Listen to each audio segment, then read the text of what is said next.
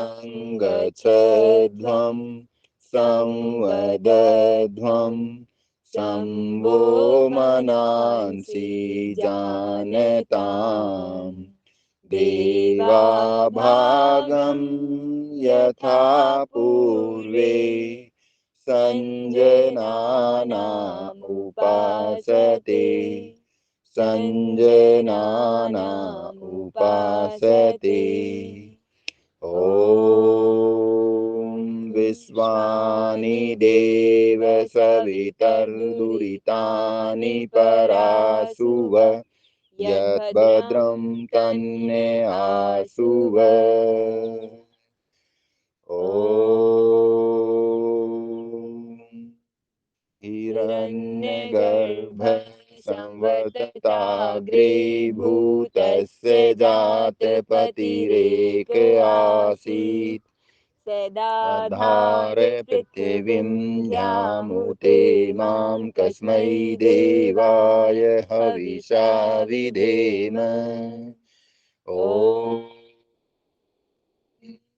शान्तिः शान्तिः शान्तिः। ओम। ज्योति बहन जुड़ चुके हैं हमारे साथ, आगे की कक्षा का संचालन वो करेंगी।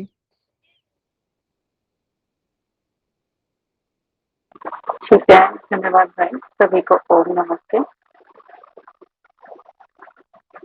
शुरू करते हैं।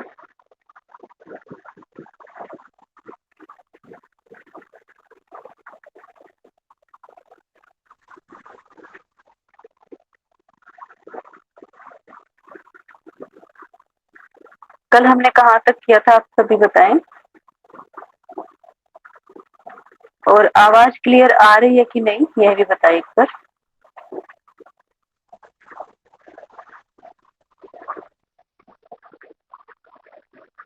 एक बार माइक ऑन करके यह सुनिश्चित करें कि आवाज क्लियर आ रही है। ठीक है, ठीक है। कोई डिस्टर्बेंस तो नहीं है ना? नहीं मैम। ठीक है, धन्यवाद। कल हमने कहाँ तक पढ़ा था? पुंडलिक जी है क्लास में? पुंडलिक सर बताए आप। आज पुंडलिक सर छुट्टी पर हैं। ठीक है सर, क्योंकि वही सबसे ज्यादा एक्टिव रहते हैं। वैसे कुछ और भी रहते हैं एक्टिव, आप सभी के नाम हमें ध्यान नहीं है, इसलिए क्षमा चाहते हैं।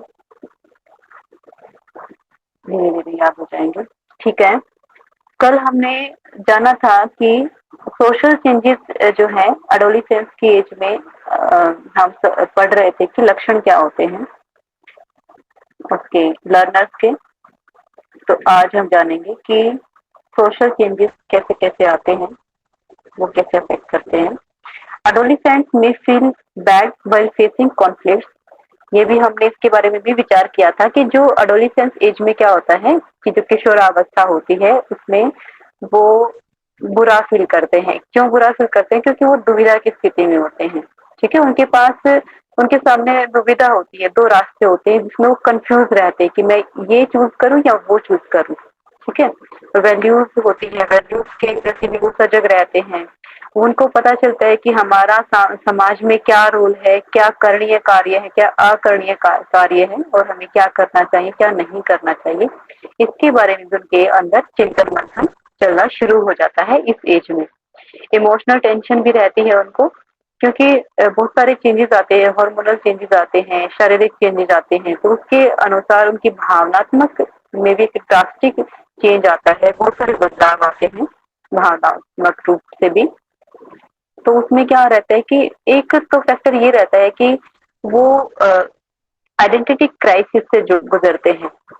वो क्या है कि अपना पहचान का वो रखते हैं कि मेरी पहचान क्या है, मैं किस लिए रेलेवेंट हूँ, और मेरा अस्तित्व क्या है इस दुनिया में, या फिर मेरे जो रिलेशंस हैं उनमें मेरा अस्तित्व क्या है, क्या पहचान है मेरी वहां पर, मेरी फैमिली में मेरी क्या पहचान है, मेरे दोस्तों में मेरी क्या पहचान है, समाज में मेरी क्या पहचान है। तो इस आइडेंटिटी क्राइसिस जो होती है, इसको बोलते हैं, उससे भी वो गुजरते हैं। और इमोशनल चेंजेस भी, और एटीट्यूड, एक्सट्रीम एटीट्यूड भी होता है उसका, बहुत वाइड स्पेक्ट्रम दृष्टिकोण उसका होता है। और एक चेंजेस ये भी आता है कि उस एज में क्या होता है, किशोरावस्था में, कि जो अपोजिट जो सेक्स होता है, अपोजिट लिंग होता है, उसके प्रति भी थोड़ा सा आकर्षण उनमें बढ़ता है, या फिर उसको क्रिटिसाइज वो करना शुरू कर देते हैं दूसरे लिंग को, या फिर उसको थोड़ा सा अट्रैक्शन बढ़ता है। तो वो भी इमोशनल चेंजेस में इसमें आ जाता है, हार्मोनल चेंजेस के कारण ऐसा होता है। तो वहां पर उनको एक प्रॉपर गाइडेंस की आवश्यकता होती है। With industrialization, urbanization, and individualization, the incidence of juvenile delinquencies also increases। तो इसमें क्या होता है कि जो इन इन सभी चीजों के चलते हुए, इनकी जो कॉन्फ्लिक्ट्स है ना, कॉन्फ्लिक्ट्स और ये सभी चीजें हैं, कॉन्फ्लिक्ट आदि के चलते हुए, इमोशनल टेंशन के चलते हुए, एटीट्यूड वगैरह की उनका जो दृष्टिकोण है उसको ना समझ पाने में, उनको समझ पाने में जो पेरेंट्स सक्षम नहीं रहते, उसके आपस में पीयर प्रेशर होता है, वो भी जो है उसको फोर्स करता है। तो उसमें क्या होता है कि जो जो ऐसे इंडस्ट्रियलाइजेशन है, अर्बनाइजेशन है, जो अर्बन की तरफ जा रहे हैं, इंडिविजुअलाइजेशन है कि एक व्यक्तिगत तौर पे, उसमें क्या होता है कि ये जो वहां पर किशोरावस्था के जो अपराध है ना, in the lack of proper guidance, तो उस प्रॉपर गाइडेंस के अभाव में वो क्या होता है कि वो क्राइम की तरफ चले जाते हैं। ठीक है, तो इस एज में ऐसा भी बोला जाता है कि इसको बहुत ही सहेज कर और बहुत ही ध्यान देने की आवश्यकता है अपने बच्चों के ऊपर इस एज में। इसीलिए यहाँ से क्या करना चाहिए पेरेंट्स को, यहाँ से उनका पेरेंट्स को उनको दोस्त बन जाना चाहिए, मित्र बन जाना चाहिए, एक मित्रवत व्यवहार उनसे करना चाहिए। उनको एक डिक्टेटर की तरह ऐसा नहीं बताना चाहिए कि आपको ये करना है, वो करना है, ऐसे करना है, वैसे करो। तो उनको एक दोस्त चाहिए और उनको दोस्त की आवश्यकता है, तो पेरेंट्स को यहाँ पर उनका फ्रेंड बन जाना चाहिए, मित्र बन जाना चाहिए, और उनसे शेयर करनी चाहिए, अपनी बातें शेयर करनी चाहिए, वो ऐसे इंसिडेंट शेयर करने चाहिए ताकि वो बच्चा आपके सामने खुलकर अपनी बात भी रख सके। अच्छा, पिताजी के साथ भी ऐसा हुआ है, तो चलो मेरे मन में जो चल रहा है मैं भी बोल देता हूँ। ठीक है, तो ये सब चीजें है ना, वो अपनी खुल के बात रख सके, आपको अपना स्वरूप उनके सामने ऐसा प्रकट करना है इस एज में, ताकि वो आपसे दोस्ती कर सके और अपनी अच्छी बुरी बातें आपको बता सके। तो उससे क्या होगा कि आप उसको अच्छे तरीके से गाइड कर पाएंगे। देखो बेटा, इसका परिणाम ये होगा, ये आपकी इच्छा इस तरफ जा रही है तो इसका परिणाम ये होगा। अब देखिए आपको क्या परिणाम चाहिए, आपको ऐसा परिणाम चाहिए या आपको वैसा परिणाम चाहिए। यदि आपको वैसा परिणाम चाहिए तो आपको ऐसा ऐसा ये चीजें आपको अपने जो है दिनचर्या में अपनानी होंगी।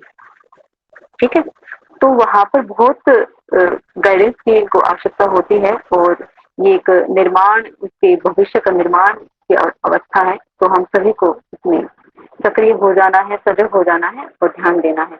With fast growth of and structural bodily changes, जब उसकी ग्रोथ फास्ट होती है, उसकी जो वृद्धि होती है, शारीरिक भी होती है, मानसिक भी उसमें चेंजेस आते हैं, और बौद्धिक भी चेंजेस आते हैं। तो स्ट्रक्चरल बॉडी चेंजेस, तो शरीर के चेंजेस होते हैं, और फिर new attitude towards one self and others, तो दूसरे के प्रति एक नया एटीट्यूड, नया दृष्टिकोण उभर कर आता है। जैसे गर्ल्स होती हैं, लड़कियां होती हैं, और उनके भीतर जो है वो नाजुक सी होती हैं, और उनकी जो वोकल कॉर्ड है वो ज्यादा डेवलप नहीं होती, और उसमें जो है तीखी जो है वो आवाज उनसे निकलती है, मीठी आवाज निकलती है। और जो एज कम्पेयर टू गर्ल्स, जो बॉयज होते हैं, बॉयज की वोकल कॉर्ड थोड़ा सा हार्ड, वो उसमें ज्यादा डेवलप होती है, और उसकी हार्ड, उनकी हार्श आवाज हो जाती है।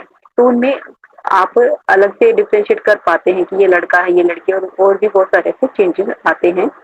तो इन सभी चीजेस को लेकर क्या होता है कि उनका जो एटीट्यूड है, दृष्टिकोण है, वो भी जो एक नया दृष्टिकोण सामने आता है, उनकी जो अवेयरनेस है और जो सजगता है वो भी बढ़ती है, जागरूकता बढ़ती है उनमें, उसके उनके राइट्स के प्रति, उनकी ड्यूटीज के प्रति, उनके क्या अधिकार हैं और क्या उनकी कर्तव्य हैं, उनके प्रति भी वो सजग होता है। और जो किशोर होता है, एक ट्रांजिशनल फेज है ये। ठीक है, ट्रांजिशनल फेज क्या होता है कि एक दो जो अवस्थाएं होती है उनके बीच की स्थिति। ठीक है, तो ये क्या है, बचपन से जो अडल्टहुड है उसके बीच की स्थिति है ये। और इसमें बहुत इसका जो फ्यूचर है, जो भविष्य है, भविष्य की नींव यहाँ पर रखी जाती है और जहाँ से जो जो दिशा वो वहां पर इस समय चूज करता है, जिस समय सिलेक्ट करता है, उसी दिशा की तरफ उसका भविष्य जो है निर्धारित होता है। Adolescence is affected by the following, किस किस बात से एडोलेसेंस जो है वो अफेक्टेड होते हैं, प्रभावित होते हैं। There is a search for self concept and self identity, this is also called identity crisis, जिसे भी वो गुजरते हैं।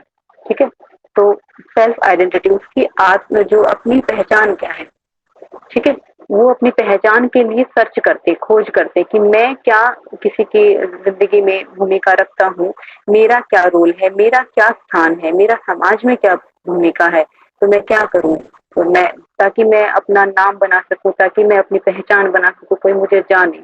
ठीक है, तो इस प्रकार से वो सर्च करते हैं और बहुत सारे उनके इसी इसी कारण वो जो है स्टॉर्म और स्ट्रेस की जो है स्टेनले होल है, उन्होंने ऐसा कहा है कि जो एज है स्टॉर्म और स्ट्रेस की है, तूफान और तनाव की अवस्था है ये। This is demand for more independence to make decision. तो इसमें क्या है कि ये यहाँ पर ऐसी मांग करती है, अभी आइडेंटिटी क्राइसिस जब आती है, सेल्फ आइडेंटिटी वाला जो कंसेप्ट आता है, तब वो ऐसा ऐसी मांग उठती है कि मतलब वो ज्यादा स्वतंत्र हो और स्वतंत्र रूप से वो अपने निर्णय स्वयं ले सके। वो अपने इस समय क्या होता है कि वो अपने बड़ों के निर्णय को अपने ऊपर स्वीकार नहीं करते हैं, उनके अपोज जाते हैं। पिताजी जो कहते हैं बेटा तुझे ये करना है, तो क्यों, मुझे ये क्यों करना है, मैं तो ऐसा करूंगा, तो वो क्या है उसके अपोजिट जाते हैं। क्यों? क्योंकि उनको फ्रीडम चाहिए होती है, वो इंडिपेंडेंटली स्वतंत्र रूप से अपना निर्णय लेने में विश्वास रखते हैं वहां पर।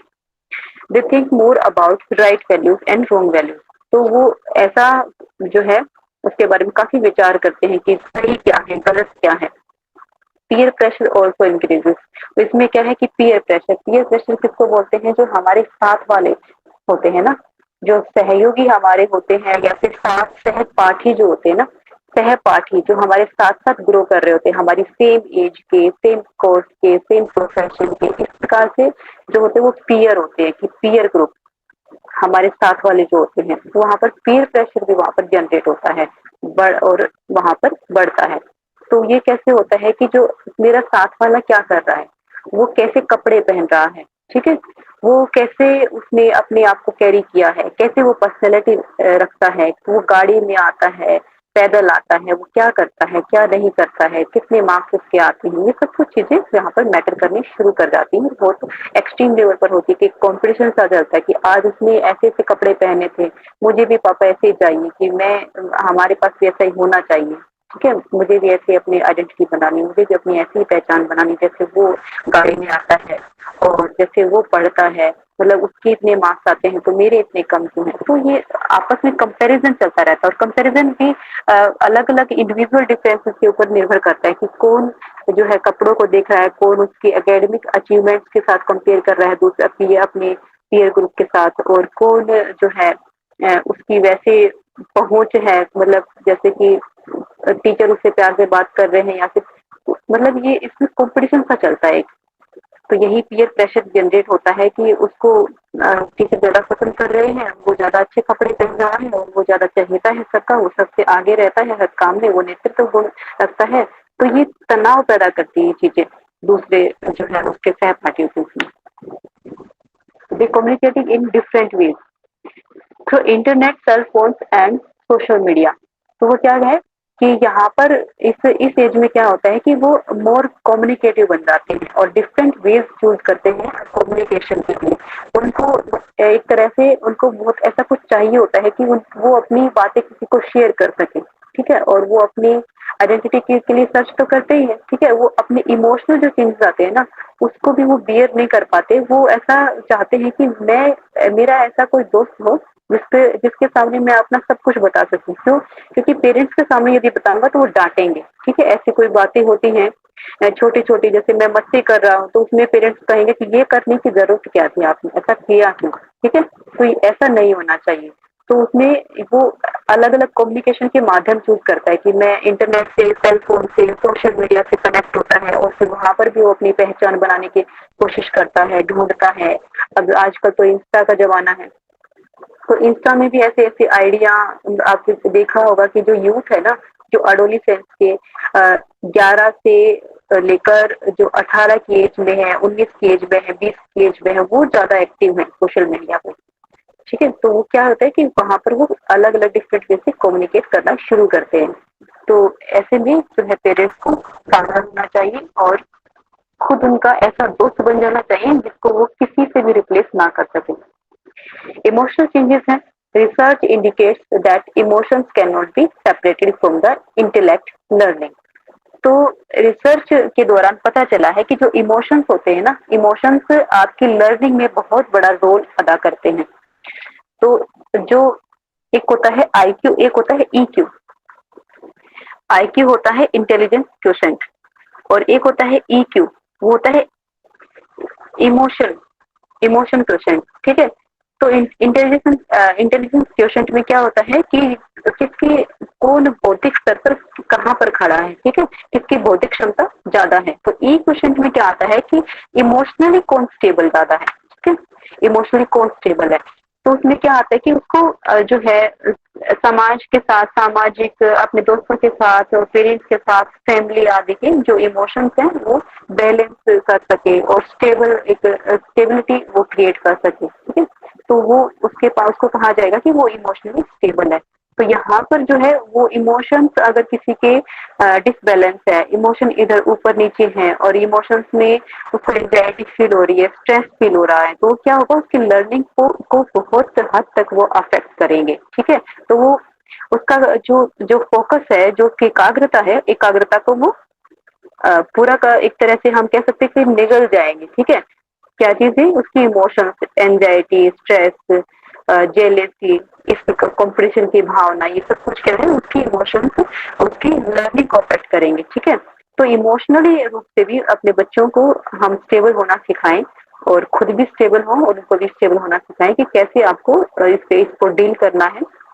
तो और एक रिसर्च के द्वारा पता चला है कि जो इमोशन होते हैं ना वो लर्निंग से जो है उनसे दूर नहीं किए जा सकते, इंटेलेक्ट से सेपरेट नहीं किए जा सकते। क्यों? यही कारण है कि क्योंकि वो इंटेलेक्ट को बहुत हद तक प्रभावित करते हैं। जिसके इमोशन जो इमोशनली स्टेबल है वो निश्चित रूप से वो बुद्धिमान भी होगा। If the learner is stressed, जब कोई लर्नर स्ट्रेस होता है, ठीक है, तनाव में होता है और वो निराश होता है, तो ही और she will not be able to learn, तो वो सीखने में वहां पर असमर्थ होता है। ठीक है, सीख नहीं पाएगा ठीक ढंग से। Role confusion is an indicator of not successfully meeting the task of adolescence. क्या होता है कि जो रोल कंफ्यूजन होती है उसमें भूमिका की दुविधा होती है, अजमंजस की स्थिति होती है कि मेरी भूमिका क्या है। ठीक है, वो अपनी ही भूमिका से परेशान होता है और वो उसको अपनी भूमिका पता नहीं चलती कि मेरा फैमिली में क्या रोल है, मैं क्या भूमिका अदा करता हूँ, समाज में मेरा क्या रोल है, मेरी क्या स्थिति है, मेरा क्या जो है मैं किसके लिए मैटर करता हूँ, कौन मुझे अप्रिशिएट करता है या फिर कौन किसको मुझसे ज्यादा फर्क पड़ता है। तो ये क्या होते हैं कि indicator is not successfully meeting the task of adolescence. तो जो किशोरावस्था में, किशोरावस्था में जो रोल ऑफ कंफ्यूजन है वो एक तरह से उसको भी वो भी लर्निंग को अफेक्ट करती है। तो उसको भी थोड़ा सा डील करना बच्चों को आना चाहिए और पेरेंट्स उसको गाइड करें, टीचर्स उसको गाइड करें। अकॉर्डिंग टू इरिक इरिक्सन, ये इरिक इरिक्सन बहुत जाना माना नाम है, इसको भी आप देख लेंगे, नोट कर लेंगे। इरिक इरिक्सन इन्होंने क्या कहा है एडोलेसेंस के बारे में? Adolescence involves the conflict of identity, vice versa और आइडेंटिटी कंफ्यूजन। तो उसने क्या कहा है कि एक दुविधा होती है अपने जो पहचान होती है, ठीक है, पहचान की दुविधा होती है और कंफ्यूजन होती है, अजमंजस की स्थिति भी होती है, उसमें कंफ्यूजन भी होती है और दुविधा भी होती है। ठीक है, early puberty and cognitive changes come with worse outcomes for girls than boys। तो अर्ली जो प्यूबर्टी होती है ना वो बहुत वर्स होती है गर्ल्स के लिए एज कम्पेयर टू बॉयज। तो गर्ल्स के वो क्यों होती है ज्यादा वर्स, मतलब कि एक तरह से बुरी या फिर एक नेगेटिव वे में उसको ज्यादा हावी होने वाली। ठीक है, क्यों होती है वो? क्योंकि अर्ली प्यूबर्टी में क्या होता है कि गर्ल्स जो होती है ना, गर्ल्स के अंदर ऐसे कुछ उसके शारीरिक बदलाव होने शुरू हो जाते हैं ठीक है। तो शारीरिक बदलाव होने शुरू हो जाते हैं, तो उसमें क्या होता है कि वो एक अलग सा जो है पेरेंट्स भी उसको एक अलग से ट्रीट करना शुरू कर देते हैं, और उनके ऊपर थोड़ा-सा ये होता है कि बेटा आपको ये करना है, आपको यहाँ नहीं जाना, आपको वहाँ नहीं जाना, आपको ज़्यादा ऐसे मतलब उसके ऊपर थोड़ा-सा रेस्ट्रिक्शन भी लग जाती है, जैसे हमारे सोशल उसमें होता है, तो एक जेंडर स्टीरियोटाइप थिंकिंग होती है, ठीक है? कि ऐसे लड़कियों को थोड़ा-सा ज़्यादा उसमें रखा रहता है, और दूसरा एक होता है कि इनकी मेंस्ट्रुअल जो साइकिल है, मेंस्ट्रुअल साइकिल यहाँ पर शुरू हो जाती है, तो वो भी उनको काफ़ी तनाव में रखती है, और उनके लिए थोड़ा-सा ये बुरा-सा पीरियड होता है एक तरह से, कि वो चेंजेस जो आते हैं उनको, और कॉग्निटिव चेंजेस भी आते हैं कि वो उसको थोड़ा-सा अफेक्ट करते हैं, उसकी एकाग्रता को भी अफेक्ट करते हैं। It affects decision making making controls also. तो इसमें क्या है कि वो उसके जो डिसीजन मेकिंग है उसको भी वो नियंत्रण में करते हैं, वो चेंजेस उसकी डिसीजन मेकिंग पावर को भी।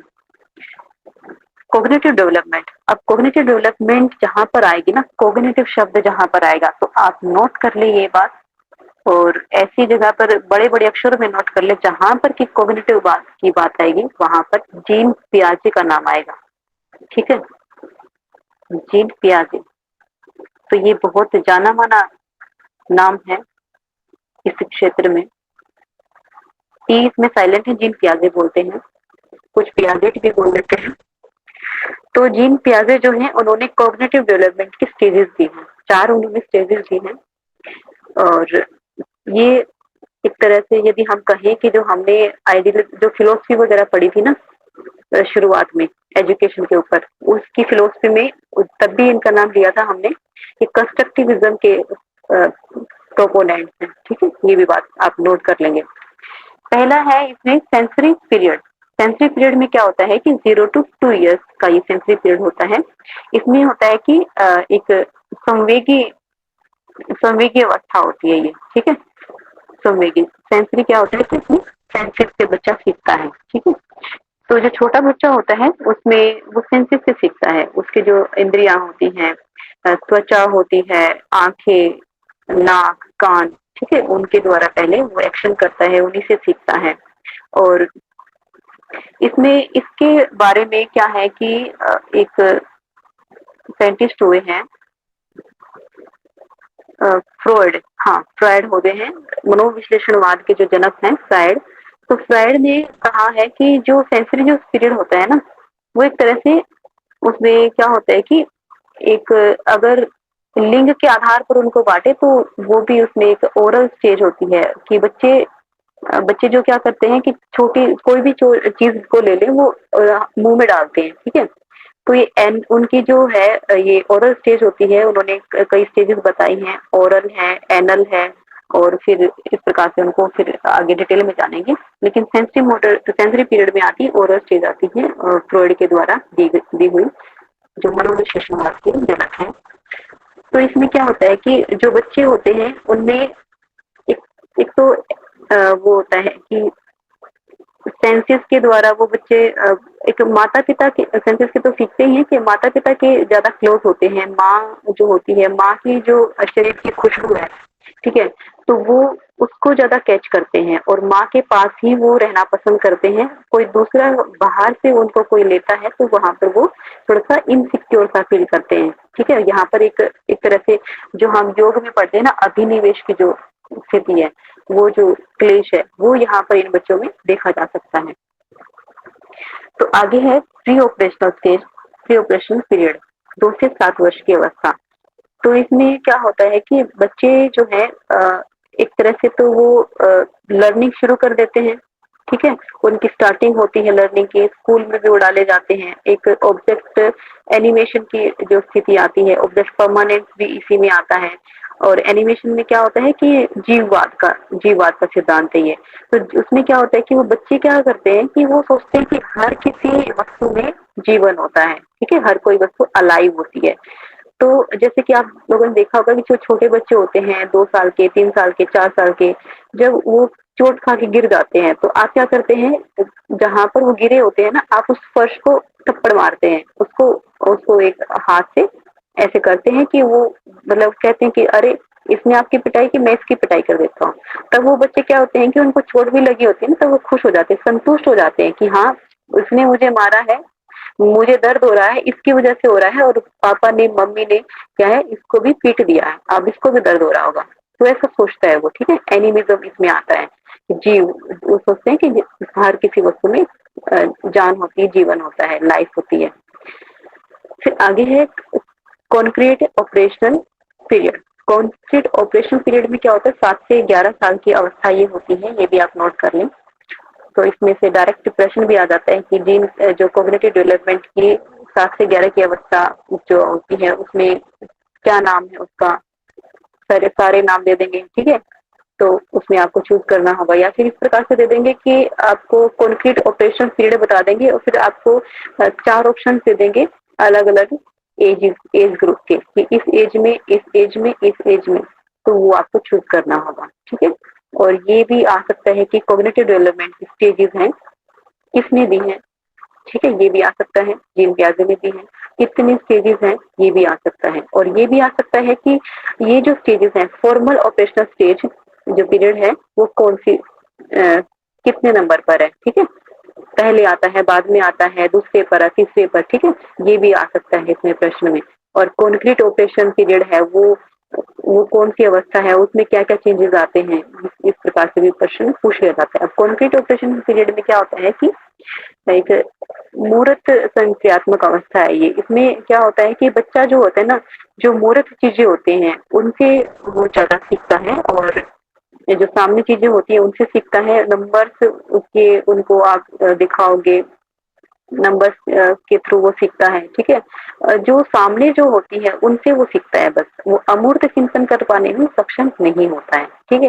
लेकिन जो कॉन्क्रीट जो ऑपरेशन जो पीरियड है ना, वो शुरुआत जो है प्री ऑपरेशन में 7 इयर्स की एज में वो शुरुआत उसमें हो जाती है, ठीक है। लेकिन यहाँ पर जो है वो थोड़ा सा डेवलप्ड फॉर्म में होता है कॉन्क्रीट मूर्त जो संक्रियात्मक अवस्था है। और फिर क्या होता है कि वो जो फॉर्मल ऑपरेशन स्टेज होती है ना, अमूर्त चिंतन जो होता है, अमूर्त चिंतन यहाँ पर इस फॉर्मल ऑपरेशन स्टेज में अमूर्त चिंतन शुरू होता है। तो वो मूर्त जो उनके जो सामने है उससे बियॉन्ड वो सोच पाते हैं, वो कल्पना कर पाते हैं, ठीक है, 11 से 15 साल की उम्र में। और ये एडोलेसेंस का भी पीरियड होता है, ठीक है, किशोरावस्था का। तो वो कल्पना भी कर पाते हैं, जो अमूर्त चीजें उनको भी समझने का प्रयास करते हैं, और वो एक अप्रोच, अच्छी खासी अप्रोच भी बना पाने में सक्षम हो पाते हैं यदि उनका बौद्धिक स्तर और इमोशन स्तर ठीक ठाक है। तो आगे है the main characteristic displayed here, systematic analysis of a problem. तो उसमें क्या है, एडोलेसेंस में क्या आता है कि एडोलेसेंट जो लर्नर होते हैं, एडोलेसेंट वो सिस्टमैटिक एनालिसिस करते हैं किसी भी प्रॉब्लम की, किसी भी समस्या का। वो एक तरह से एक जो स्टेप बाय स्टेप जो एनालिसिस करनी होती है ना, विश्लेषण करना होता है, वो कर पाते हैं, ठीक है। और एक पूरे एक अच्छे से ऑर्गेनाइज्ड तरीके से वो कर पाते हैं। लॉजिकल अप्रोच होती है उनकी किसी भी प्रॉब्लम के सॉल्यूशन के लिए, उसके समाधान के लिए। और वो क्या करते हैं कि जो रोट लर्निंग है ना, रोट लर्निंग से बियॉन्ड वो चलते हैं, और वो एक अंडरस्टैंडिंग लेवल वहां पर डेवलप हो जाता है, अंडरस्टैंडिंग लेवल। और कुछ जो है रिफ्लेक्टिव जो लेवल है ना, वो भी वहां पर शुरू हो जाता है। लेकिन अंडरस्टैंडिंग जो लेवल है ना, वो पीक पर होता है, वहां पर समझ पाते हैं उन चीजों को, रट्टा मारना दूर होता है। Ability to use higher order structure to solve problem. तो उनमें क्या होता है कि हायर ऑर्डर जो स्ट्रक्चर होती है, किसी भी समस्या के समाधान के लिए वो हायर ऑर्डर थिंकिंग कर पाती है। हायर ऑर्डर थिंकिंग क्या है कि मतलब जो सामान्य जो आदमी सोचता है ना, उससे कहीं ज्यादा वो सोच पाते हैं। क्यों क्यों सोच पाते हैं? क्योंकि जो फॉर्मल ऑपरेशन जो स्टेज थी जीन पियाजे की, तो उससे क्या है कि वो अमूर्त चिंतन वहां पर शुरू हो जाता है, ठीक है। एक तरह से रिफ्लेक्टिव सोच जो है, रिफ्लेक्टिव लेवल ऑफ लर्निंग वहां पर शुरू हो जाता है। तो वो एक हायर ऑर्डर थिंकिंग रखते हैं, और हायर ऑर्डर स्ट्रक्चर से किसी भी प्रॉब्लम को वो सोल्व करने का जो है क्षमता रखते हैं वहां पर। और सिस्टमैटिक अप्रोच उनकी करते हैं, स्टेप बाय स्टेप उस सोल्यूशन के पास जो है प्रॉब्लम के सोल्यूशन ढूंढते हैं, और उसको खोज डालते हैं और निकालते हैं, समाधान करते हैं। Systematic analysis of a problem, ठीक है, ये तो हो गया। अब मोरल मेच्योरिटी, तो उसमें क्या होता है कि नैतिक परिपक्वता भी इसमें आती है, ठीक है। तो नैतिक परिपक्वता से क्या तात्पर्य है कि वो समझ पाते हैं क्या गलत है, क्या ठीक है, ये रूल्स हैं, रेगुलेशन है, ये हमें इनको फॉलो करना चाहिए, इनको फॉलो नहीं करेंगे तो क्या होगा कि किसी के राइट का जो है, किसी के अधिकारों का हनन होगा और जो हमारे पर्यावरण के लिए अच्छा नहीं है, ये जो है पशुओं के लिए अच्छा नहीं है, ये जो साइकिल चलती है, इकोसिस्टम है उसके लिए अच्छा नहीं है, इकोलॉजिकल जो साइकिल्स चलती हैं उनके लिए अच्छा नहीं है। तो हमें मोरल वैल्यूज का जो है करना चाहिए, पालन करना चाहिए। जैसे कि कचरा है, कचरे को डस्टबिन में ही डालना चाहिए, रूल्स जो ट्रैफिक रूल्स होते हैं उनको फॉलो करना चाहिए, हमें सत्यवादी बनना चाहिए। इस प्रकार से जो मोरल जो नैतिकता जो होती है ना, इनमें काफी परिपक्व हो जाते हैं वो और उसको फॉलो करने का प्रयास करते हैं और दूसरों को भी जो है बताते हैं कि अरे ऐसे करना है, पिताजी ऐसे करना है, माँ ऐसे करना है, ऐसे करना चाहिए। आपस में आंटी को भी बताते हैं जो पड़ोस वड़ोस में होती है कि अरे आप गलत करें, ऐसे होता है वैसे होता है, ठीक है। तो यहाँ पर उनकी नैतिकता का भी अच्छा खासा विकास हो जाता है और वो दूसरों को भी गाइड करने लगते हैं, क्योंकि वो देखते हैं कि हमें जो सही है हमें ऐसा सिखाया जाता है और हमारी बुक्स में तो ऐसा लिखा है लेकिन ये तो गलत कर रहे हैं, ठीक है। तो इस प्रकार से वो उसको भी देखते हैं। अडल्ट लर्नर, अभी अडल्ट लर्नर है वो क्या है, ये थोड़ा सा एक नेक्स्ट स्टेप है एडोलेसेंस में, ठीक है। वयस्क अब हो गए हैं, थोड़ा सा और ज्यादा परिपक्व हो गए हैं। इस स्टेज में क्या होता है कि अनुभव आ जाते हैं।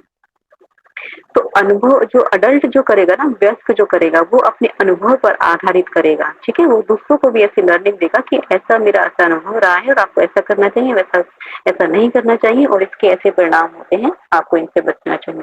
तो ये जो सीखता है ना अडल्ट लर्नर, ये ज्यादा क्या सीखता है, अपने अनुभव के आधार पर ये सीखता है, ठीक है। कॉग्निटिव मैच्योरिटी इसमें आ जाती है, मतलब कि संज्ञानात्मक परिपक्वता आ जाती है कि उनकी जो बुद्धि है ना, बौद्धिक विकास उनका विकसित हो चुका होता है, विकास काफी हद तक पूरा हो चुका है इसमें। While in India adulthood is defined between 15 to 35। तो भारत में अडल्टहुड वयस्कता जो है वो कैसे कितने साल में होती है, 15 से 35 साल इसका क्राइटेरिया रखा गया है, ठीक है। लेकिन UNESCO and organisation for economic cooperation and development define it between 24 to 65। उन्होंने क्या रखा है, उन्होंने इसका जो क्राइटेरिया रखा है वो रखा है 24 साल से 65 साल तक आप अडल्ट ही रहते हैं, व्यस्क ही रहते हैं। लेकिन हमारे भारत में क्या है, वो कहते हैं कि 35 साल तक आप अडल्ट रहते हैं, उसके बाद प्रौढ़ावस्था लग जाती है, ठीक है। तो यहाँ पर ये जो है 65 साल के बाद अडल्ट कहे जाते हैं। आपने देखा होगा कि जो हमारे जो भारत है, भारत में रिटायर जल्दी हो जाते हैं लोग, और जो वहां पर जो विदेश है, विदेशों में लोग जो है काफी वृद्धावस्था में भी जो है काम करते रहते हैं, लगातार लगे रहते हैं। तो उनको क्या है कि वयस्कता जो है 65 एज तक चलती है और वो सक्षम है काम करने में, ऐसा समझते हैं। और इस प्रकार से ये जो एम है क्राइटेरिया रखा गया है।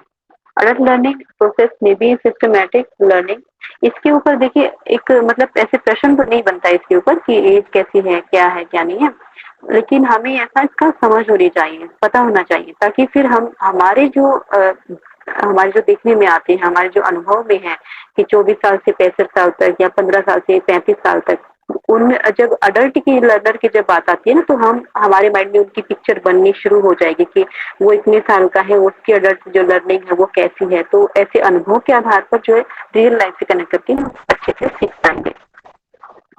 अडल्ट लर्निंग प्रोसेस में भी सिस्टमैटिक लर्निंग प्रोसेस बिल्कुल सिस्टमैटिक होती है, ये स्टेप बाय स्टेप चलती है, बी इट फॉर्मल और नॉन फॉर्मल और इनफॉर्मल। ये जो लर्निंग प्रोसेस होती है वो फॉर्मल भी हो सकती है, औपचारिक रूप से भी यहाँ पर इस स्टेज में जो है पढ़ सकते हैं, एडमिशन लेते हैं और पढ़ते हैं लोग। और आजकल तो जो है आफ्टर अडल्टहुड भी पढ़ते हैं और वृद्धावस्था में पढ़ने लग गए हैं। और क्या है कि नॉन फॉर्मल, अनौपचारिक भी और इनफॉर्मल भी, ठीक है, गैर गैर औपचारिक भी जो होती है वो भी है। इसमें सभी जो लर्निंग होती है सब कुछ आ जाती है, तीनों टाइप की लर्निंग होती है। मे बी सेल्फ मेंटोर और corporate sponsor may be undertaken as full time और पार्ट टाइम लर्नर। तो इसमें क्या है कि वो फुल टाइम लर्नर भी हो सकते हैं, ऐसा नहीं कि वो नहीं सीखते हैं बाद में, वो हो सकते हैं, फुल टाइम लर्नर भी हो सकते हैं, ठीक है, सुबह से शाम तक वो एक एडमिशन लेते हैं और ऐसे ही बच्चों की तरह उसमें पढ़ते हैं। और वो पार्ट टाइम लर्नर है। पार्ट टाइम तो हम सभी जो है कि अब समाज में देखते हैं कि तकरीबन सभी हो गए हैं, ठीक है, 98% नहीं तो 80% तो कम से कम है ही है, ठीक है, पार्ट टाइम लर्नर है, कि वो इस एज तक पहुंच गए हैं और फिर भी वो जो है अपनी जॉब कर रहे हैं। जॉब के साथ साथ जो उनका जो प्रोफेशन उसके साथ साथ भी वो शाम को पढ़ते हैं, सुबह पढ़ते हैं समय निकाल कर, ठीक है, तो पार्ट टाइम लर्नर भी हो सकते हैं। सेल्फ मेंटोर भी हैं, खुद को ही जो है दिशा निर्देश देते हैं, खुद का ही मार्गदर्शन करते हैं। और कॉर्पोरेट स्पॉन्सर्ड भी है, ठीक है। इस प्रकार से जो है इंडस्ट्रियलाइजेशन में भी उनका काफी हाथ है। फिर characteristic of learning by an adult learner, जो अडल्ट लर्नर कैसे सीखता है, autonomous and self directed. Autonomous होता है वो खुद मतलब खुद को ही स्वचालित होता है। ऑटोनोमस क्या होता है कि स्वचालित होता है, कि खुद को ही वो मोटिवेट करता है, खुद को ही वो दिशा निर्देश देता है और खुद ही जो है उसको सीखता है, अपने आप से सीखता है, कोई दूसरा उसको पुश करने के लिए नहीं होता है। लाइफ एक्सपीरियंस एंड नॉलेज, तो उसके लिस्ट एक्सपीरियंस मतलब वो क्या करता है कि ये जो ज्ञान है और जो अनुभव है वहां से जो है वहां उस अनुभव को लेता है और अनुभव के आधार पर जो है अपने निर्णय निर्धारित करता है, अपने कर्म निर्धारित करता है, उनको करता है, ठीक है। अनुभव आधारित उसकी लर्निंग होती है, अधिगम होता है। गोल ओरिएंटेड होता है, क्योंकि जो कॉन्फ्लिक्ट की जो सिचुएशन है, एडोलेसेंस की एज, उस किशोरावस्था को पार कर चुका है, उसको पता वो जो है दुविधा में वहां पर जो है गोल गोल घूम कर भी वो आ चुका होता है, कि उसको पता चल चुका होता है कि ये ठीक है ये गलत है, ठीक है। जिसको भी वो पहले दुविधा में घूम रहा था कि मुझे ये करना चाहिए मुझे वो करना चाहिए, अब वो क्या है, उसने ये करके भी देख लिया, उसने वो करके भी देख लिया, अब उसको समझ में आ गया कि एक्चुअली करना क्या चाहिए। तो उसमें क्या है कि वो लक्ष्य के ओरिएंटेड होता है, ठीक है। लक्ष्य मतलब कि उसके लक्ष्य को ध्यान में रख के करता है जो भी कुछ करता है। अब वो कॉन्फ्लिक्ट से की सिचुएशन से बाहर आ चुका है, कोई भी दुविधा उसके सामने नहीं होती है। रेलिवेंस ओरिएंटेड होता है, कि मतलब कि वो फालतू की बकवास जो है वो पसंद नहीं करता है, फालतू की बातें वो पसंद नहीं करता। उसको पता है कि मतलब अगर कोई उपयोगी बात हो रही है तो वो ठीक है, वो ग्राह्य है, और कोई ऐसी वैसी इस तरह की बातें हो रही है तो वो मेरे लिए ग्राह्य नहीं है। क्यों? क्योंकि वो अब अनुभवी हो गया है। वो उसको पता है कि ये सब कुछ समय की बर्बादी है, ठीक है, इधर उधर की बातें। लेकिन जो इस एज के बावजूद भी जो है रेलिवेंट इररेलिवेंट ओरिएंटेड होते हैं ना, इधर उधर की बातों में रुचि लेते हैं, इधर उधर के कामों में ऐसे रुचि लेते हैं, छोटी छोटी मतलब ऐसी उनमें चारित्रिक जो है लैकिंग देखी जाती है, विकृतियां देखी जाती है, वो क्या है, वो मेच्योर नहीं हुए हैं, ठीक है, अकॉर्डिंग टू उनकी एज वो मेच्योर नहीं हुए हैं। और अभी जो है ये बड़ी दुखद स्थिति है कि हमारे समाज में ऐसा कुछ देखने को मिलता है कि एज ऐसी हो जाती है, लेकिन फिर भी क्या होता है कि वो वैसे ही अपना टाइम पास कर रहे होते हैं, गली नुक्कड़ पर जो है सभाएं बनाकर बैठे होते हैं इस एज के गुजर जाने के बावजूद भी कुछ। तो ये दुखद स्थिति है समाज की। इसमें क्या होता है कि परिपक्व नहीं होते, विकास नहीं हुआ होता, उनको डायरेक्शन सही नहीं मिली होती। आगे है प्रैक्टिकल, तो वो बड़े प्रैक्टिकल होते हैं, इमोशनल जो है भावुक होकर कोई भी निर्णय नहीं लेते हैं, वो प्रैक्टिकल निर्णय लेते हैं कि ये फिजिबल है, ये अच्छा रहेगा, ये गलत रहेगा, इसका परिणाम ये ऐसा रहेगा, सुखदायी होगा दुखदायी होगा, तो उसके बेस पर वो लेते हैं निर्णय।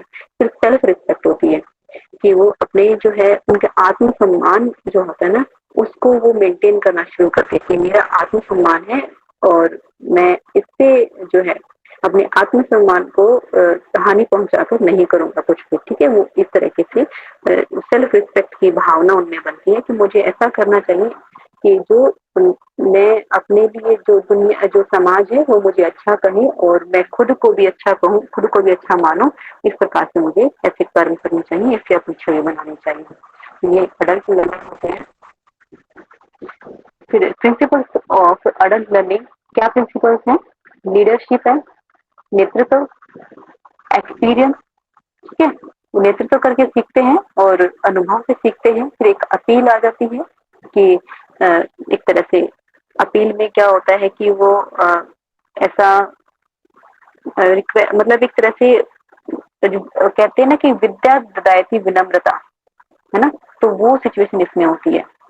वो विनम्र बन के वो सीखते हैं और अपील करते हैं, मतलब कि सीखने के लिए तत्पर रहते हैं किसी न किसी रूप से। तो रिस्पेक्ट आ जाती है और नोवेल स्टाइल, वो स्टाइल जो है अपने नए नए जो है तरीके इजाद करते रहते हैं। इस प्रकार से वो लर्नर जो है अडल्ट लर्नर सीखते हैं।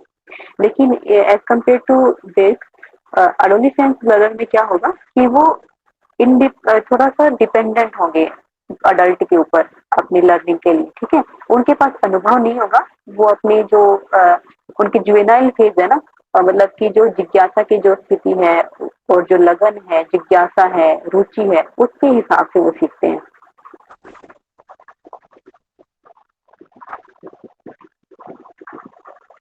अब ये है कि differences between the adolescence and the adult. अब इनके डिफरेंसेस है, उसको एक बार थोड़ा सा देख लेते हैं।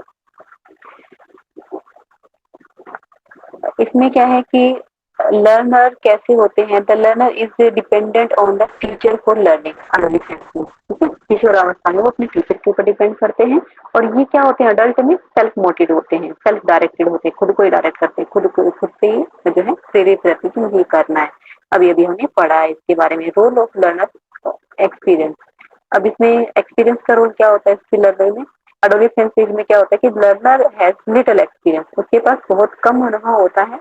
क्यों? क्योंकि उसने अपने आप को एक्सप्लोर करना शुरू ही किया है। उसके जो रूट मेमोराइजेशन लेवल है वो जस्ट बीता ही है, अब अंडरस्टैंडिंग लेवल उसका आया है। फिर एडोलेसेंस के जो है परिपक्व होते होते उसकी जो लास्ट अंतिम स्टेज आते आते क्या होता है कि उसकी परिपक्वता हो जाती है अंडरस्टैंडिंग लेवल में, और रिफ्लेक्टिव लेवल उसका शुरू हो जाता है, ठीक है। तो क्या होता है कि उसके पास एक्सपीरियंस कम होता है। It has to be hold on more than use as resources, ठीक है। वो जैसे स्रोत को उसमें यूज करेगा, प्रयोग करेगा, तो उसमें बनाए जा सकते हैं अनुभव, और बनते हैं व्यस्तता तक पहुंचते पहुंचते। और इसमें क्या होता है कि वो बहुत सारे उसके पास अनुभव होते हैं। एडोलेसेंस में क्या होता है कि experience of instructor is most influential, ठीक है। तो जो उसके जो निर्देशक होते हैं उसके, और जो उसको बताते हैं इंस्ट्रक्टर, वो काफी प्रभावित होता है उससे, उसके अनुभवों से काफी प्रभावित होता है। इसलिए जो है आप लोगों ने देखा होगा कि सेमिनार्स रखे जाते हैं, टॉक्स रखी जाती हैं, और बहुत जैसे कि जो अच्छी जो पहुंची हुई हस्तियां होती हैं, महान लोग होते हैं, उनको इनवाइट किया जाता है, सक्सेसफुल पर्सन होते हैं उनको इनवाइट किया जाता है। क्यों? क्योंकि वो जो है उनके एक्सपीरियंसेस से सीखते हैं, ठीक है। Adult are rich resource for one another, वो रिच रिसोर्स होते हैं एक दूसरे के लिए। और experience become the source of self identity, उनके जो एक्सपीरियंस होते हैं ना, उनके जो अनुभव होते हैं, वो ही उनकी जो है स्वयं की एक अस्तित्व बनती है, उसकी पहचान बनती है, उसके अनुभव ही। ओरिएंटेशन ऑफ लर्निंग में क्या है कि वो किस ओरिएंटेड होता है, तो अडल्ट लर्नर किस ओरिएंटेड होता है, गोल ओरिएंटेड होता है, ठीक है। रियल लाइफ टास्क को करता है, और फिर जो रेलिवेंस जो है रेलिवेंसी उनके लिए मैटर करती है। और लेकिन इसमें क्या होता है कि एक्वायरिंग प्रेस्क्राइब्ड सब्जेक्ट मैटर, ये सब्जेक्ट के बारे में सीखते हैं, विषय के बारे में सीखते हैं, लेकिन ये रियल लाइफ के बारे में सीखते हैं, ठीक है। ये विषय ओरिएंटेड होते हैं, और ये रियल लाइफ जो है उसमें अप्रोच क्या है उसको देखते हैं। Content units are sequenced according to the logic of the subject matter, जो सब्जेक्ट का मैटर है उसके हिसाब से जो कंटेंट यूनिट्स है उसको सीक्वेंस किया जाता है, उसकी श्रृंखला बांटी जाती है। और लेकिन इसमें क्या होता है कि जो काम की जो सिचुएशन होती है ना, उसके अकॉर्डिंग उनके जो है स्टेजेस बांटी जाती है, बजाय कि मैटर की यूनिट मतलब सब्जेक्ट के हिसाब से। अब मोटिवेशन ऑफ लर्नर, इसमें क्या होता है कि वो एक्सटर्नल जो रिवार्ड है, पनिशमेंट है, कंपटीशन है, ग्रेड्स है, वो इसके मैटर करती है, ठीक है। वो इससे प्रभावित होता है। लेकिन ये क्या होता है कि सेल्फ मोटिवेटेड होता है। और इसमें क्या होता है कि जो सेल्फ कॉन्फिडेंस, सेल्फ एक्चुअलाइजेशन, ये सारी चीजें इसमें आ जाती हैं। खुद का आत्म साक्षात्कार, और खुद से ही सीखना, खुद के बारे में जानना, ये खुद के बारे में ज्यादा अवेयर होते हैं, क्योंकि उनके पास बहुत सारे अनुभव होते हैं। वो बहुत हद तक, काफी हद तक वो खुद को जान चुके होते हैं। और इसमें क्या होता है कि अडल्टहुड में the need to know in order to perform more effectively in some aspect of one's life is important. तो इसमें क्या होता है कि वो परफॉर्म करने जो है परफॉर्म करते हैं, और अपने आप को जो अपने लाइफ के जो एक्सपीरियंस है उनको गेन करते हैं। डिमांड में क्या है, demand of learning, learner must balance life responsibilities with the demands of learning. इसमें तो एडोलेसेंस में, किशोर अवस्था में क्या करते हैं कि वो मतलब अपनी नीड्स जो होती है ना, उनकी जो मांग होती है अधिगम की, वो के साथ जो है बैलेंस बनाने का प्रयास करते हैं। अपनी जो लाइफ की जो रिस्पॉन्सिबिलिटीज होती हैं, जिम्मेदारियां होती हैं, उनके साथ बैलेंस बनाते हैं, ठीक है। और इसमें लेकिन अडल्टहुड में, व्यस्तता में क्या होता है कि वो can devote more time to the demand.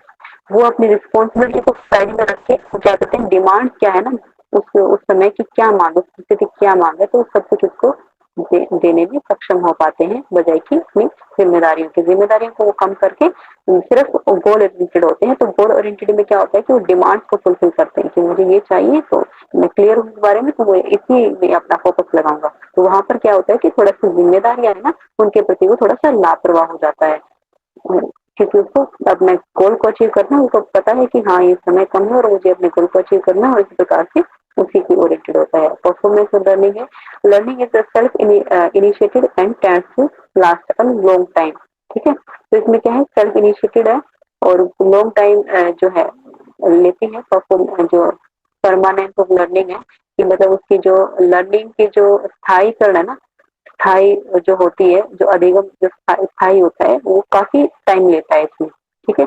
और इसमें क्या होता है कि लर्निंग इज कंपल्सरी, वो कंपल्सरी हो जाती है, tends to disappear shortly after instruction. और इसमें क्या होता है कि वो कंपल्सरी हो जाती है लर्निंग, और इसमें टेंड्स टू डिसअपियर शॉर्टली, मतलब कि वो एक तरह से इंस्ट्रक्शन के बाद वो डिसअपियर भी हो सकती है। तो इसमें क्या है, बौद्धिक जो क्षमता होती है ना, वो भी मैटर करती है यहाँ पर, क्योंकि जो अडल्ट यहाँ पर जो बौद्धिक क्षमता है किशोरावस्था में, वो काफी पीक पर है, ठीक है, काफी अच्छी है, और मतलब एक क्रिएटिव माइंड होता है उनके पास। यहाँ पर ये थोड़ा सा थके हारे हो जाते हैं, ठीक है, और यहाँ पर इनकी जो बौद्धिक क्षमता थोड़ी सी कम हो जाती है। क्लाइमेट होता है टेंस, लो लो ट्रस्ट, फॉर्मल कोल्ड, अलूफ है, अथॉरिटी ओरिएंटेड है, कॉम्पिटिटिव जजमेंटल है, मतलब कि उसका जो है प्रतिस्पर्धा की भावना होती है इसमें। और इसमें जो अथॉरिटी जो उनको कहती है, जो इंस्ट्रक्टर उनको जो कहते हैं, उनको फॉलो करना होता है। जजमेंटल जो थोड़ा सा हो जाते हैं ये, और इनमें क्या होता है, थोड़ा सा रिलैक्स्ड होते हैं, ट्रस्ट कर सकते हैं, कि इनमें यहाँ पर लो ट्रस्ट होता है इस एज में। और म्यूचुअल रिस्पेक्टफुल, एक दूसरे की रिस्पेक्ट करना सीखते हैं, मतलब क्योंकि वो अनुभवी हो चुके हैं, उनको पता है क्या सही है क्या गलत है, किससे कैसे व्यवहार करना चाहिए, सामाजिक रूप से भी वो जो है परिपक्व हो जाते हैं। और इसी प्रकार से यहाँ पर family by teaching system and system. अब इसकी जो नीड्स की जो डायग्नोसिस है ना, कि क्या क्या जरूरतें हैं, तो वो क्या है, टीचिंग सिस्टम है और जो टीचर है और जो पेरेंट्स हैं, उनके द्वारा इसकी नीड्स की डायग्नोसिस की जाती है, क्या क्या जरूरत है, ठीक है। और इसमें क्या है, म्यूचुअल असेसमेंट होती है। फैसिलिटेटर और जो लर्नर होते हैं, यहाँ पर जैसे यूनिवर्सिटी लेवल पर जो हम सीखते हैं, रिसर्च जो स्कॉलर्स होते हैं, वो इस कैटेगरी में आ जाते हैं, कि वो म्यूचुअल असेसमेंट होती है, मूल्यांकन होता है, कि आकलन होता है एक तरह से, कि लर्नर के द्वारा भी, फैसिलिटेटर जो है मतलब उसको फैसिलिटेट कर रहा है, जो सुविधाएं प्रदाता है या फिर जो सहयोगी है। यहाँ पर टीचर को फैसिलिटेटर कहा जाता है, ठीक है। यहाँ पर इस एज में टीचर को टीचर कहा जाता है, क्योंकि वो ऑथोरिटेरियन बिहेवियर में है, ठीक है, उस रोल में है। अब यहाँ पर प्लानिंग ऑफ करिकुलम, इस तरह से कि जो टीचिंग सिस्टम है, टीचर जो है उसको प्लानिंग करते हैं। यहाँ पर म्यूचुअल प्लानिंग होती है, जैसे हम आप सभी से सलाह मशवरा करके करते हैं कि आज ये टॉपिक करना है, आज वो टॉपिक करना है, आप फिर जो है सलाह जो होती है कि हाँ जी यही टॉपिक करना है, ये कर लेते हैं। तो थोड़ा सा उसमें म्यूचुअल जो है वो रहता है, सहमति। इसमें objectives are set by teaching system. और ये जो टीचिंग सिस्टम में मतलब यही है कि इसमें जो है टीचिंग सिस्टम है एडोलेसेंस में, और टीचिंग सिस्टम यहाँ पर मैटर करता है एडोलेसेंस में। और अडल्टहुड में वो क्या है, सेल्फ मोटिव रखते हैं, फैसिलिटेटर उसको थोड़ा सा सपोर्ट करता है, लेकिन वो खुद से भी मोटिवेटेड होते हैं, खुद से भी सीखते हैं। तो ये सभी प्रकार जो है इसके थे अडल्ट के लर्नर के। समय भी हो गया होगा, हाँ। तो इसमें पेस ऑफ लर्निंग को जान लेते हैं और इवैल्यूएशन। तो इसमें क्या पेस ऑफ लर्निंग क्या होती है कि teacher control timing and pace of learning. तो यहाँ पर टीचर कंट्रोलर होता है, ठीक है, टीचर यहाँ पर सेंटर में होता है। लेकिन इसमें जो पीएचडी लेवल पर क्या हो जाता है, वेस्ट जो हो जाते हैं वो क्या होते हैं, influence timing and pace of learning. यहाँ पर ये टाइमिंग जो होती है या फिर जिसका जो गति है, सीखने की जो गति है, वो इसकी लर्निंग को अफेक्ट करती है, ठीक है, ना कि टीचर। अब इवेल्युएशन कैसे होता है, मूल्यांकन कैसे होता है, जो अध्ययन किया है उसका मूल्यांकन कैसे होता है, कि भाई ये टीचर के द्वारा मूल्यांकन होता है, और norm reference on a curve with grade.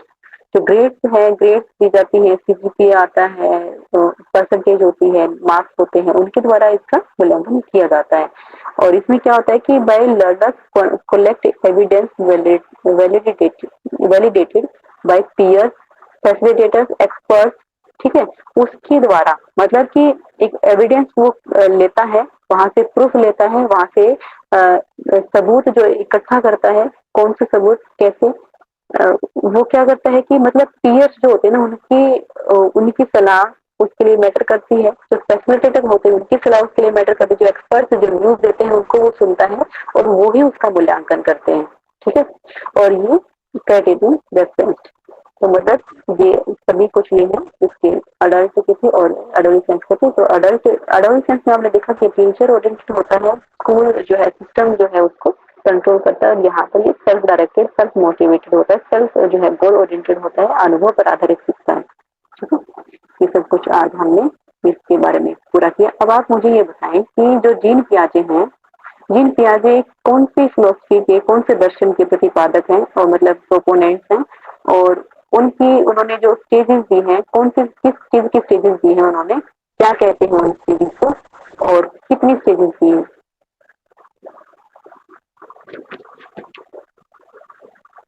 Ma'am cognitive development और कंस्ट्रक्टिविज्म के प्रोपोनेंट है, और उन्होंने 4 स्टेजेस को बताया है, जिसमें फर्स्ट स्टेज सेंसरी स्टेज है जो 0 to 2 years तक रहती है, and second stage pre operational stage है जो 2 to 7 years तक रहती है। Third stage concrete operational period है जो 7 to 11 years तक रहती है। यहाँ पर बेसिकली वो लर्निंग स्टार्ट कर देते हैं, जहाँ पे हम बोल सकते हैं कि उनका अंडरस्टैंडिंग लेवल ऑलमोस्ट जो है वो कंप्लीट हो चुका होता है। और फोर्थ और लास्ट लेवल है वो फॉर्मल ऑपरेशनल पीरियड है जो 11 to 15 years तक होता है, जो पर्टिकुलर एडोलेसेंट की स्टेज है। दैट्स ग्रेट, बहुत सही बताया आपने। और अच्छा ये बताइए कि अमूर्त चिंतन कहाँ पर होता है, कौन सी स्टेज में? इंग्लिश में बताना मैम। अच्छा ठीक है, इंग्लिश में बताएंगे। यहाँ पर कुछ हिंदी वाले भी जुड़े होंगे, हिंदी वाले हमें बता दें एक बार। एडोलेसेंट में मैम क्या? किशोरावस्था में हम्म, किशोरावस्था में किशोरावस्था में तो हाँ वो तो है, ठीक है, लेकिन वो कौन सी, जो जीन पियाजे ने जो स्टेज दी है ना, वो कौन सी स्टेज है जहाँ पर अमूर्त चिंतन शुरू होता है? जीन ओके पियाजे के द्वारा दी गई स्टेज, क्या नाम है उसका? Formal operation. हम्म, तो इंग्लिश में भी पता चलेगा आपको, फॉर्मल ऑपरेशन स्टेज होती है वो, इसमें जो है अमूर्त चिंतन शुरू हो जाते हैं, ठीक है। तो इसके बारे में स्टेजेस बहुत इंपॉर्टेंट है, तो 1 मिनट में हम इसको थोड़ा सा आपको और रिवाइज करवा देते हैं, ठीक है, ध्यान से सुनिएगा। जो सेंसरी मोटर स्टेज होती है ना, वहां पे क्या होता है कि सेंसेस से अप्रोच होती है, ठीक है, एक्शन करता है बच्चा और एक्शन करके ही सीखता है, ठीक है। और उसमें क्या होता है, ऑब्जेक्ट परमानेंस हो जाती है। तो इसके बारे में प्रश्न पूछ लिया जाता है कि ऑब्जेक्ट परमानेंस कौन सी स्टेज पर होती है, या तो उसमें आपको ईयर दे देगा कि कौन से जो है कितने साल तक होती है, या फिर आपसे स्टेज पूछ लेगा कि कौन सी स्टेज में, जो जीन पियाजे ने दी है, ठीक है। तो वो सेंसरी मोटर स्टेज होती है जिसमें जिसमें कि हमारी ऑब्जेक्ट परमानेंस होती है। ऑब्जेक्ट परमानेंस से क्या मतलब है कि आप उससे छुपा लो, कोई चीज होती है कि आप जो है वो खेल रहा होता है और आपसे छुपा लो, फिर वो रोने लग जाएगा, उसको पता है कि ये चीज जो है वो अभी भी प्रेजेंस है, ठीक है, वो मतलब स्थायी है, अभी भी है, वो उसका अस्तित्व है, ठीक है। वो ऐसा ऑब्जेक्ट परमानेंस उनकी होती है वहां पर। और फिर वो सेमी लिंग्विस्टिक होता है, थोड़ा ऐसे ये जो है वो बोलना शुरू कर देता है, तो सेमी लिंग्विस्टिक, वो लिंग्विस्टिक तो नहीं होता लेकिन थोड़ा सा वो वहां पर ऐड करना शुरू कर देता है, ठीक है। फिर प्री ऑपरेशनल स्टेज होती है, और उसमें उसमें क्या होता है कि लॉजिकल नहीं होते वहां पर, ये प्री ऑपरेशनल स्टेज में ये जो 2 से 7 साल की जो उम्र होती है ना, उसमें लॉजिक यूज नहीं करते हैं वो, और सिंबॉलिक जो है उसकी थॉट होती है। और वहां पर क्या होता है, इरिवर्सिबिलिटी होती है। तो ये भी प्रश्न पूछ लिया जाता है कि इरिवर्सिबिलिटी किसमें होती है, ठीक है। तो उसमें इरिवर्सिबिलिटी किसमें होती है, मतलब इरिवर्सिबिलिटी क्या होती है कि जैसे कह सकते हैं कि एक और एक दो होते हैं, या फिर दो में से एक गया, और या फिर कहते हैं कि दो में से एक को माइनस करेंगे तो एक आएगा, ठीक है। तो अब वो है ना, वो इसका उल्टा नहीं कर सकते कि एक और एक को जोड़ने से भी दो होते हैं, वो ऐसा नहीं कर सकते, ठीक है। वो इसमें प्री ऑपरेशनल स्टेज में होता है।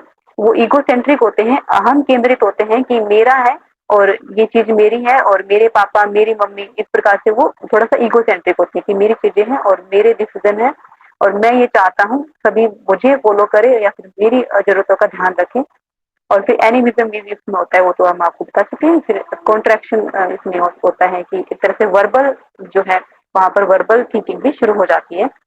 8:01 हो गए हैं, 1 मिनट और हम देंगे, क्षमा चाहते हैं उसके लिए सर से। फिर कॉन्क्रीट ऑपरेशन स्टेज होती है, मूर्त संख्यात्मक अवस्था होती है, ठीक है। उसमें क्या होता है कि रिवर्सिबिलिटी आ जाती है इसमें। रिवर्सिबिलिटी से क्या मतलब है कि 2 - 1 = 1 और 1 + 1 = 2, ठीक है।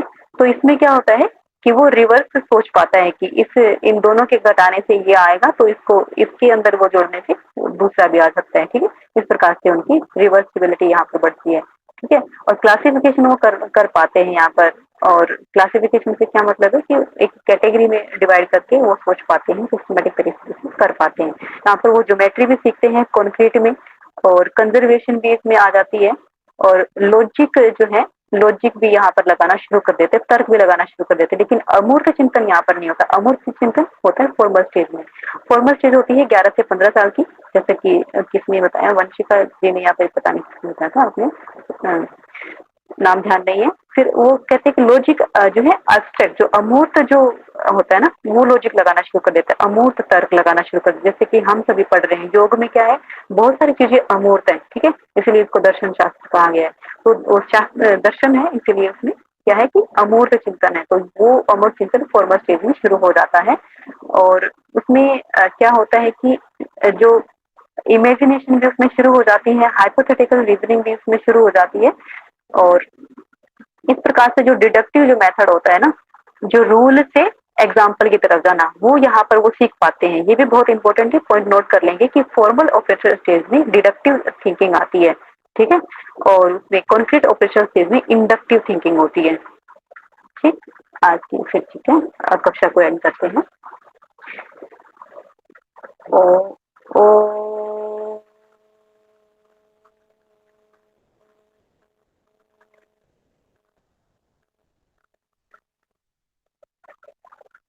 शा